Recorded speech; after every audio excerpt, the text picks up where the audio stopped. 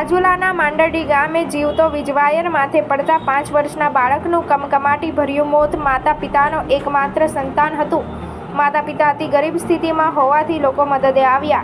વીજ અધિકારીઓ ઘટના સ્થળે હોસ્પિટલે દોડ્યા પૂરતી સહાય આપવા પરિવારજનોને સાંત્વના. રાજુલાના માંડરડી મુકામે વીજવાયર પડતા 5 વર્ષના બાળકનું કમકમાટી ભર્યું મોત થયું હતું. રાજુલા સિવિલ હોસ્પિટલમાં લાવવામાં આવ્યો હતો અને પીએમની કાર્યવાહી હાથ ધરવામાં આવી હતી.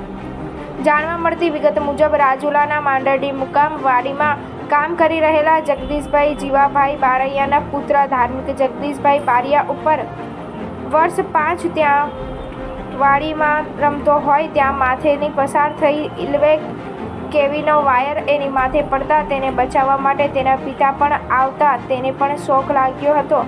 જ્યારે આ 5 વર્ષના બાળકોનું ઘટના સ્થળે મોત થયું હતું. અને નોંધનીય બાબત એ છે કે મરનાર બાળક આ માતા પિતાને એકનું એક સંતાન હોય અને બંને માનસિક રીતે ભાગી ગયેલા હોય ત્યારે આ ગરીબ પરિવાર ઉપર આબ ફાટી નીકળ્યું હતું. ઘટનાની જાણ થતાં ધારાસભ્ય હીરાભાઈ સોલંકી, કાર્યાલયની કાનાભાઈ ગોહિલ, મુકેશભાઈ ગુજરિયા, સરપંચ દેવાયતભાઈ લુણી, રમેશભાઈ વસોવા સહિતના હોસ્પિટલ દોડી ગયા હતા અને આ બાળકને પીએમ કરી અને યોગ્ય સહાય મળે તે માટે કાર્યવાહી હાથ ધરી હતી. વીજ અધિકારીઓ ઘટના સ્થળે હોસ્પિટલ દોડ્યા પૂરતી સહાય આપવા પરિવારજનોને સાંત્વના.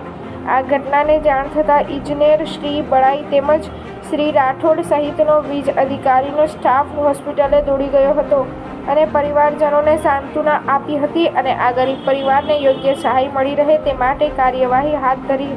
બાદમાં વીજ અધિકારીઓ દ્વારા સ્થળ ઉપર પણ તપાસ કરવામાં આવી હતી. આ ઘટના બનતા નાના એવા માંડરડી ગામમાં અરેરાટી વ્યાપી પામી હતી. બીબી ન્યૂઝ માટે યોગેશ કાનાબાર, રાજુલા, અમરેલી.